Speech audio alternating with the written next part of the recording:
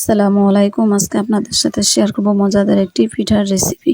এখানে আমি একটি নারকেল কুড়িয়ে চুলায় বসিয়ে দিয়েছি। দিয়ে দিব পরিমাণ মতো লবণ, দিয়ে দিব চিনি। চুলার জালটা মিডিয়াম আছে দিয়ে দিব। দিয়ে দিব সামান্য পরিমাণ পানি। এখন এগুলো আমি ভালো করে ভেজে আঠালো করে নেব।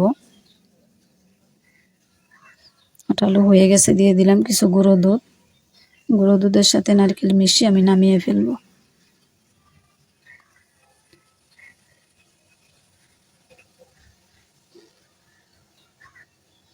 এখন আমি চালের গুঁড়ি সিদ্ধ করে নিব। এখানে পাতিলে আমি পানি দিয়ে চুলায় দিয়ে দিচ্ছি। দিয়ে দিলাম পরিমাণ মতো লবণ, দিয়ে দিব সামান্য তেল। তেলটা দিলে হয় কি, যখন এটা ডোটা করে নেব হাতে লাগবে না। দিয়ে দিব চালের গুঁড়া 1.5 কাপ।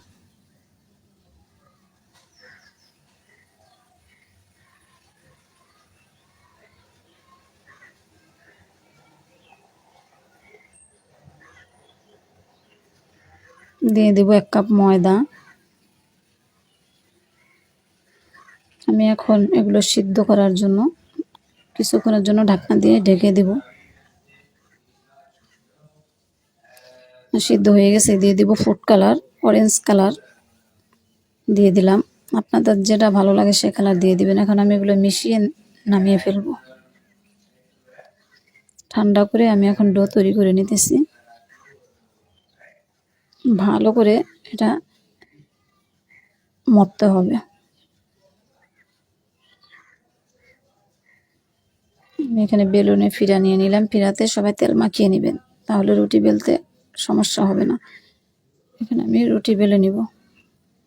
আমার ভিডিওটি ভালো লাগলে লাইক, শেয়ার, কমেন্ট করে দিবেন, ফলো করে দিবেন। নতুন নতুন ভিডিও নিয়ে আসতে পারি। এখানে আমি নারকেল ভাজা দিয়ে দিলাম। এখন আমি টাইট করে ভালো করে পেঁচিয়ে নিব।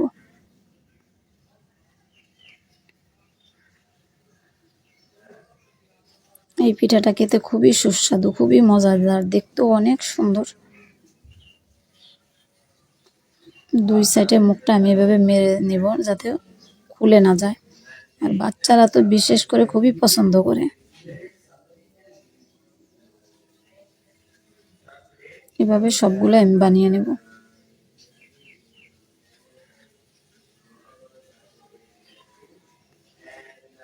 হয়ে গেছে আমার সবগুলো। এখন আমি রাইস কুকারে এগুলো ভাপ দিয়ে নেব 10 মিনিটের জন্য।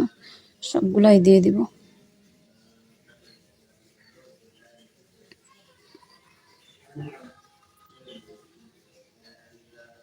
ভাপ হয়ে গেছে, এখন আমি এগুলো ঠান্ডা করে তারপর কেটে নিব। গরম অবস্থায় উঠালে ভেঙে যাবে। এক এক করে আমি সবগুলো কেটে নিব। হয়ে গেল আমার আজকের পিঠার রেসিপি। সবাই ভালো থাকবেন, দোয়া করবেন। খোদা হাফেজ।